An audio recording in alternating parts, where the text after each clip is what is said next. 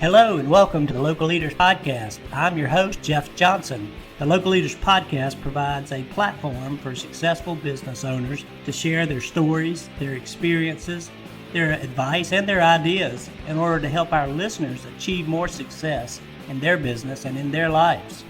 Get ready, another great show is coming up.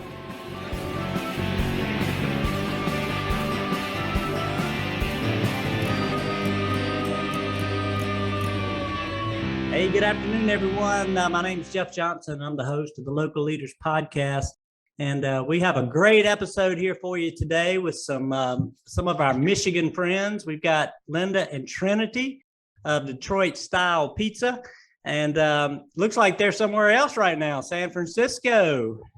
Yeah. Well, welcome, guys. Welcome to the show, and thank you for taking time out of your day to talk to us a little bit and share your story. And thank you for having us. Well, it's super exciting to get to meet new people, and it's really what's cool about our podcast. We're talking to business owners across the country and really getting a very diverse mix of information and input, and can't wait to learn more about you guys and what you're doing. So I'm going to hand it to you for a few minutes and just let you tell us a little bit about the story of the business and anything that you want to share for our listeners who may not know you guys. Okay, I'm going to start way from the beginning. Shawn was a delivery driver at a Cloverleaf Pizza, actually it was. That was a Detroit style pizza. And his boss was burnt out and said he wanted to sell it. Shawn was... And I just became a single mother with a special needs child, and I was working as a server and racking my brain, what can I do, because this isn't going to make it now that I'm a single mom. And with him and all his needs, I couldn't go back to school and work. And Shawn called me one day and said he was going to buy the pizzeria. And so months went by, and I called him and said, are you still buying that pizzeria? He said, no, I can't afford it. I'm like, well, how about this? What if me and you partner together? So that's how it became with me and him. Shawn was 21 at the time. I believe I was 37. I was going to say, you should have said 27. I know. I tell people I had them when I was 10 years old, but that doesn't look good either. You're right. You're right. We started from there, and we stayed with Cloverleaf Pizza. Anybody that knows Detroit style pizza should be familiar with them too. Actually, Gus Guerrero, who was the founder of Cloverleaf Pizza, was actually the person who brought Detroit style pizza into the United States. He owned a Buddy Rendezvous, and in 1946, when the soldiers came back from the war, all the places in Hamtramck, wanted to serve food for their European taste, and they were all doing fish. And he's got his grandmother's, I believe it was his grandmother, his wife's grandmother's recipe from Sicily, and that's where Detroit style pizza came into America. It's been a secret up until Shawn came into the picture, because was a handful of Detroit style pizzas. But Shawn had, in 2012, we branched off from Cloverleaf to do our own, and Shawn for months would make us taste pizza to make sure the recipe was okay. So we used his recipe. And in 2004, he did his first competition in Ohio, and nobody there had any idea what a Detroit style pizza was. In fact, they were saying, is it a pizza with bullet holes in it? It's got to be Little Caesars, but he won first place. Oh, wow. Awesome. Yeah.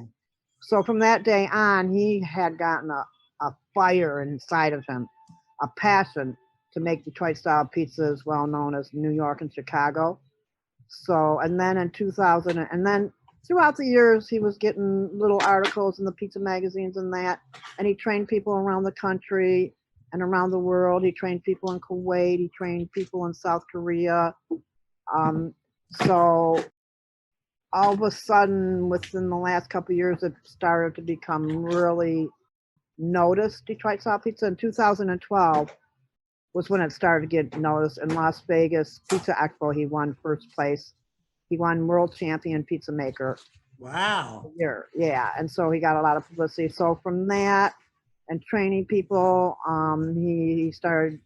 They asked him to do seminars and that at the pizza shows and that, and so that's how Detroit style pizza became known. In fact, I'm going to mention my son had passed away in December with brain cancer, and we're carrying on his legacy. But we went to the Pizza Expo in August, and that's all they talked about was Detroit style pizza. They actually did a memorial for Shawn, and they made a plaque for the person that won first place in the pan division, and it was a Shawn Randazzo plaque.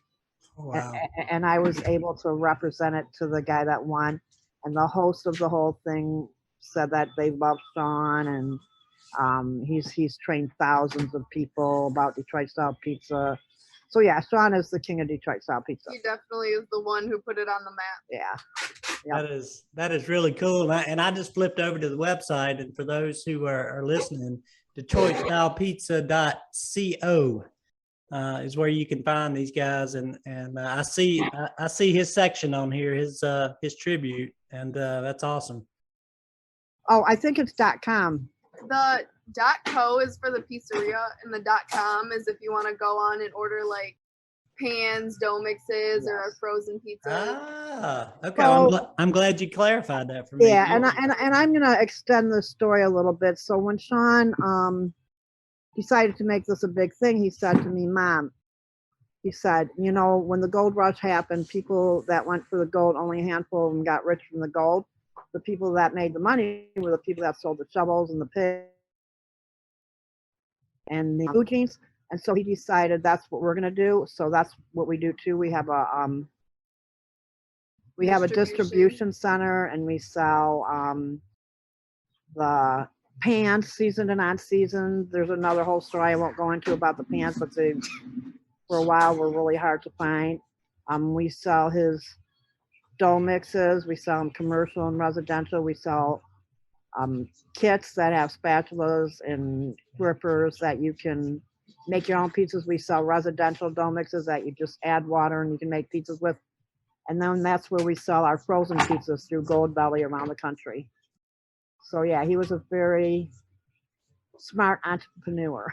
Yeah, it sounds like it, because that's that's kind of a business model that is, you don't see every day, where you have multiple ways to get your product out the door, and to give more people the chance to experience it, because everybody's not in Michigan, where they can come and eat. So I am definitely going to be one of those who's going to place an order after this, and have my first Detroit style pizza. I've never had it, and I'm a pizza. never had it. You love it.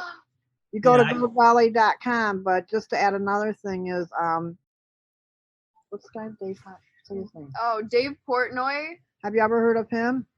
I'm ashamed to say no. I probably should have. He's like he's from Barstool, and it's actually in the pizza industry better to get him to come and taste your pizza than to get a Michelin award.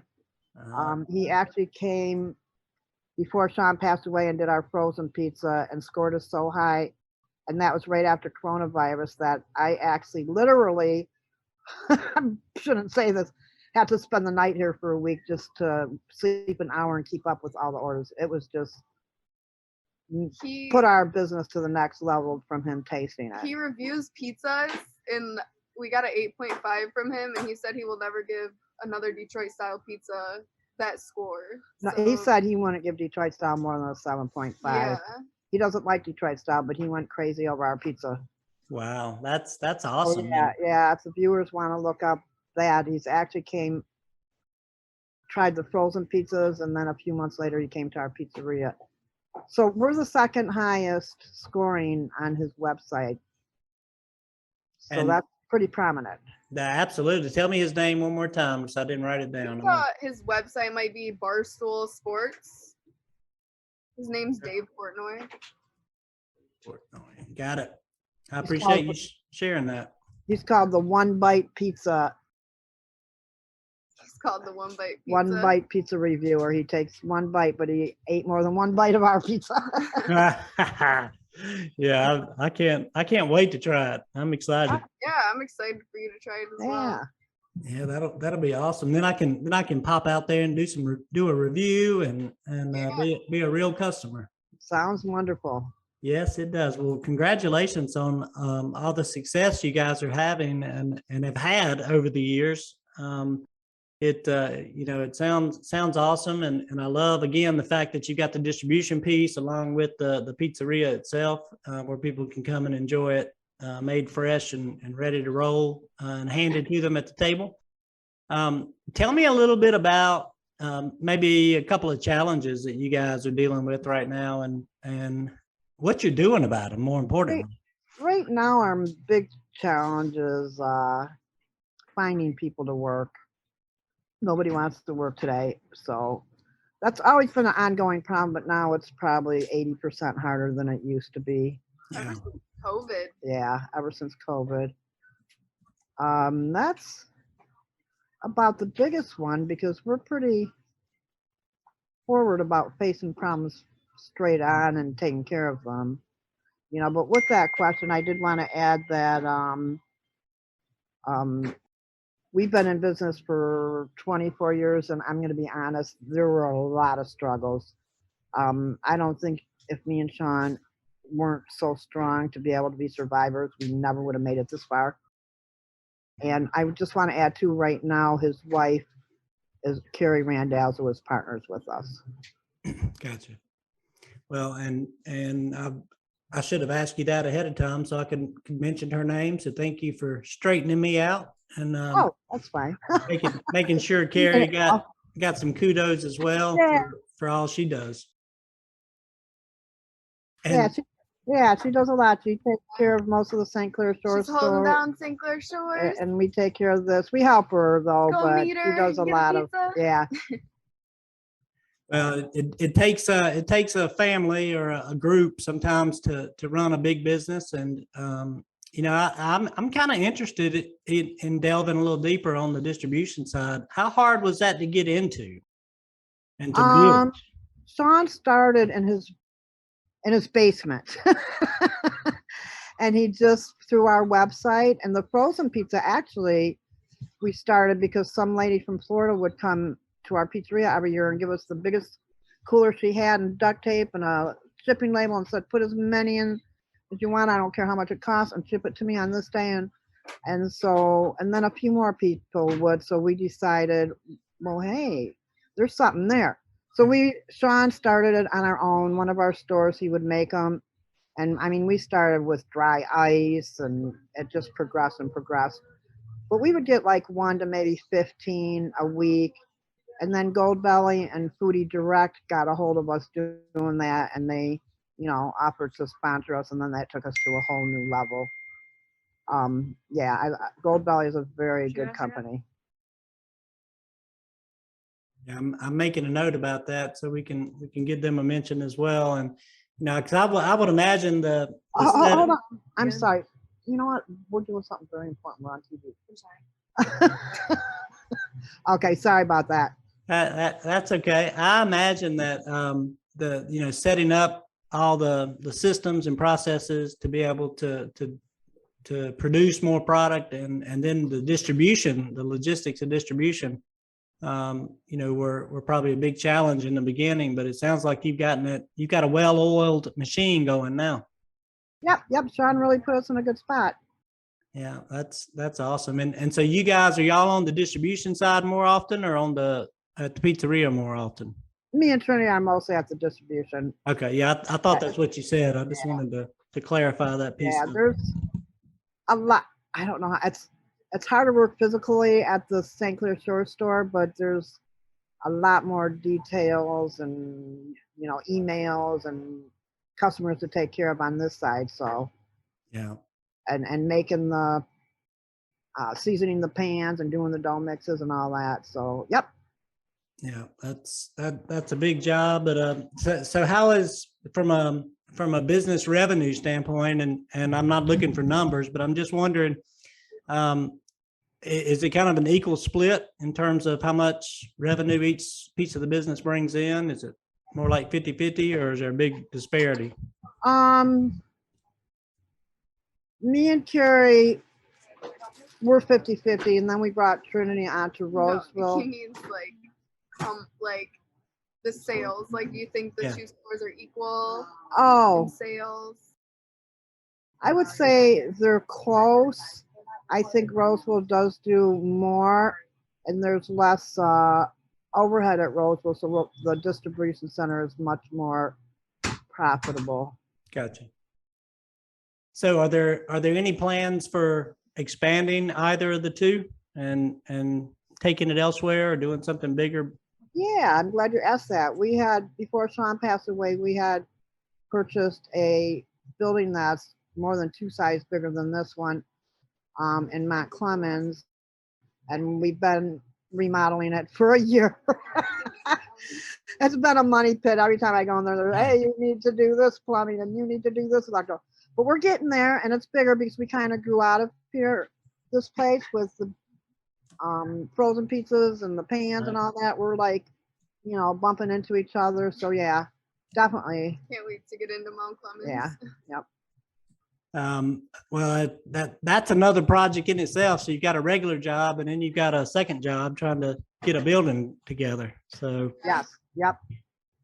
well, I can imagine, and now's a tough time for anything like that because you know the prices of everything are high, and so I'm sure that's impacting you as well. And how are speaking of that, how are you guys dealing with with the rising food costs and things like that, shortages of food, et cetera? Has that been a problem? Not too much. You know, it's very rare get delivered to us because we have a lot of places we can go to if one. The prices going up, it's always been a problem. We have to just deal with it. You know, you hate to put your product up all the time. As far as the distribution center, though, like I said, there's more profit to that. The labor and the product cost isn't as much as an actual restaurant. Right. You know, over at Saint Clair Shores, there is like a few times where, you know, they have to get something else in replace of that. But I mean, yeah, no pepperoni pizzas today. We're featuring our salami pizza. I'll tell you what, when COVID first started, that was the one thing, pepperonis. I did have to a couple times get an off-brand, Yeah. but my dealer from Gordon's have been working with me and Shawn and everybody else here for many years, and so he would like tell me, you know, you better get 5 cases now because you're not going to get them next week. Mm-hmm. So luckily we were able to have pepperonis through the whole time, but sometimes it came pretty close and I had to get generic pepperonis. So yeah, that was a hard thing, but that's pretty good now. Yeah. Have you been able, or have you had to raise prices for the customers on either end, the distribution side or the restaurant? We haven't yet. I believe Shawn raised the prices like a year before he passed away for Gold Belly, so we didn't want to raise them again. And we haven't for Saint Clair Shores, but once we need new menus, we probably will have to look over that and figure out the food cost and what makes sense. Right. Well, and it's not unusual today. The majority of owners that I've talked to have had to make changes, on their menus and pricing. And well, some of them, they've done different things. Some cut back on the menus, to try to save money and make small price increases where it makes sense. And it's just tough to make a profit. Well, we learned early on that is one of the main things is you do not want to have a small menu. The more you have, the more your money's in the food and you can't make a profit. So, we always have this thing that if we bring a new product on, we want to make sure that the ingredients we're bringing on it, we can use for other things. Yeah. That makes sense. Multi-use ingredients. So they don't go to waste. Yes. Yeah, that is important. And you got the same issue really in the distribution side. I mean, are you guys adding items over there, or do you keep it pretty simple on that end as well? We have it pretty simple. We don't have as many options at Saint Clair Shores. So on the Goldbelly website, we have 6 pizzas to choose from. You can choose 3-pack, you could choose our like our best seller, which is our pepperoni cheese and our sausage, onion, and green pepper pizza. Motor City sausage. And then we also have margarita deluxe, Veggie. and a veggie as well. Yeah. So Yeah, so they keep it simple. We keep it simple on there too. Yeah. So like I said, we don't have to go crazy about buying a lot of different food products. And that's a way we can keep the cost a little down too. The cost for the Goldbelly is mostly the shipping.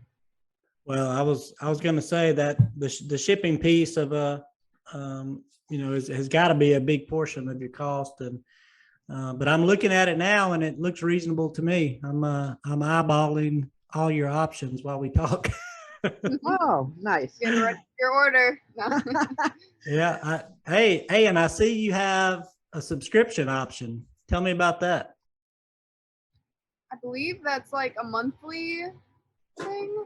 I'm not sure. Yeah. Oh, you know what? I clicked on it and it kind of went to all kinds of. There is a pizza subscription on here, monthly pizza subscription, $79 a month. It's probably a 3-pack a month, or one of those 3-packs a month, I'm guessing. Yes. And it's from different pizzerias that they partner with. Okay. Yeah, I apologize. Well, I got excited and I started jumping around. I missed it. I didn't have lunch today. All I had was a little bite of breakfast, and Oh no. yeah, y'all are making me hungry. I wish I was nearby. And hopefully our listeners on here, if Me too. yeah, you're getting hungry too, and you'll get an order in either online or you'll get to the location, to the store, and enjoy some of this. But it looks amazing. So congratulations to you guys for what you've done. We'll have a couple stragglers here and there that come in, or delivery people, and they see the pizzas in the freezer and they ask, oh, do you sell it? So we'll sell them out of the store too. Ah, cool. Frozen. Well, that makes total sense. I mean, why not, right? Yeah. Yeah, that's awesome. Well, I love the fact that you guys have this kind of dual business going, and way to diversify yourselves. And there's a lot of restaurant owners out there with a 1 or 2 location restaurant that could potentially do something very similar. These guys are a testament to how you can really grow without necessarily having to go out and build 10 more restaurants, right? You're able to find revenue from different areas by really just taking what it is that you do best and making it available to more people. Yes. We also do training classes. Right now, we're only offering the residential ones. We used to do it for business owners. Shawn would either go to their state and do it, or they would come here. The reason we're kind of stopping the business ones is because our plans in the future is to be franchising. So if we train too many businesses, it's going to be a conflict of interest. But also, it's a good thing for our business here, because when we train them, then they buy product from us. Right.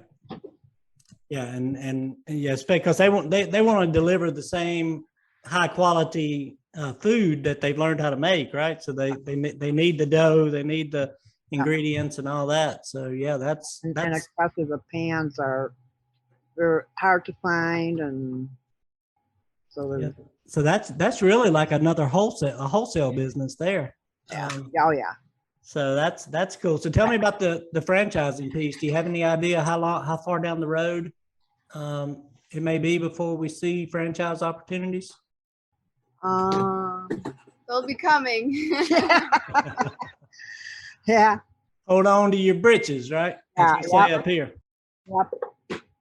Well, that's going to be exciting, and we've had the opportunity to work with some franchising companies, and some people do it on their own. Some people seek help, and I hope we can stay in touch. And if I can give you some referrals to anybody that might be able to help you there, because there's a lot of work, as you probably well know. To develop those franchise agreements and all that good stuff. And I'd be happy to share anybody I know who may be able to give you a hand if you need it. Sounds good. So let me do this as we kind of wrap up. This particular interview, we've talked about, the business and Detroit style pizza and where it all came from, and how you're reaching, a very broad market, which again, I'm very, I think you guys are doing great. You've got a great model, and more people should probably do something similar to be able to reach more people. What words of wisdom or words of advice might you give to some of our listeners who may be sitting on the fence, wanting to start, their own restaurant, but haven't quite jumped in there yet? Never give up. Very good. Couldn't say it better. Nope. Nope. Never give up, despite what all the slaps in the face and kicks on the backside, right? My belief is how they say how many small businesses in a year go out of business is because they gave up. You have to go through the hard times, and you really need those to train you and teach you how to be what is the word? It teaches you how to get where you're going to. You can't just snap your fingers and know everything. Right. It teaches you to overcome, right? You have to learn from your mistakes. And my son had a very good quote. Things turn out best for those who make the best out of the way things turn out. Yes. Oh, wow. I like that. Yes. I will always keep with me. Very positive guy. He's rubbed off on us a lot. And it's unfortunate what happened to him, but it gives us more strength and to keep it going. And he's here with us every single day. Gosh, yes, he is. Well, and all the people he's trained, all the people he's reached with his awesome food, and everything else, he's all over the place. He's worldwide. He is. We still get emails from people that say, "Oh, I'm so sorry. I just heard about him." I mean, the last one I got was from, what country was that, Cindy? I don't know. It was from somewhere in Europe where they said they were so sorry to hear about him and that. Yeah. He impacted a lot of people. Some people only talk to him for 10 minutes and, it's like they're his best friend because just how he impacted them. Yeah, we've had emails like that. I spoke with him for a couple minutes and I just felt him, the positive and that. So yeah, he was very outgoing and amazing. Yeah, I can't find the words to say it, but there are no words to describe how amazing he was. And then on the other side, he was humble. I remember going to Las Vegas with him for the Pizza Expo, and on the pizza magazine they gave to everybody, his big face was on the back cover, and people were asking him for autographs, and he was looking at me like, "Okay, I'll give you my autograph," but he's looking at me like, "Mom, it's just me." I really want my autograph. Always humble. And also in a pizza competition, one guy said that we were all very competitive, but Shawn was the type of guy that he was competitive too, but if he's seen where he can help you make your pizza better, he would go over and say, "Hey, if you do it this way, it would be better." So he was just always wanting to help no matter what. Yeah. Help competitors and everybody else too, right? Yep, everyone. Yeah. That's awesome. Well, it's I wish I had the opportunity to get to know him, but it's nice to get to know you guys and learn a little bit about Detroit style pizza and your business, and be able to share that with our listeners. And again, franchises may be coming down the pipeline, so watch out for them. Stay tuned. Yeah, get your checkbooks out and get ready. That's right. We got something special here, and maybe it can find its way to North Carolina, and I can get somebody close by. There you go. Mm-hmm. I just want to add one more thing. Please. In the beginning, I said that Shawn's passion was to make Detroit style pizza well more well known as Chicago and New York, or at least as much. And at the Pizza Expo, I only heard them say New York pizza twice. The whole rest of the time it was Detroit style, Detroit style, Detroit style. So he did it. He's accomplished his goal. Wow, So that's really nice. absolutely. I know that makes you feel good and you know, and proud and everything else. And you know, I can hear the love in your voice, and it's you know, it's a shame I lost my sister at a young age, and it's a shame when you seem to lose some of those best people we lose early. I don't know why Yeah. it is. They're the best ones. Yeah. Yeah. Sad. Yep, it's sad, but at least we were fortunate to have the time with them. That's how you got to kind of go through it. That's exactly I'm right. sorry And to hear about your sister, though. well, thank you very much. And you know, again, for all our listeners, I just want to remind them we're talking with Linda and Trinity of Detroit Style Pizza. They're located in Saint Clair Shores, Michigan. And if you're in that area, get over there and have a Detroit Style Pizza with them. And if you're not, jump on the website and order it from anywhere, and they'll ship it to you. So, you know, we encourage you to give it a try and support these entrepreneurs. And again, I want to thank both of you, Linda and Trinity, for being here with us today. So thank you very much. Thank you very much for having us. Yes. We are very excited and thrilled to have you. And for all our listeners, we're thrilled to bring you another Local Leaders podcast. Again, I'm your host, Jeff Johnson, and I wish you well and hope you'll come back for our next episode. Thank you.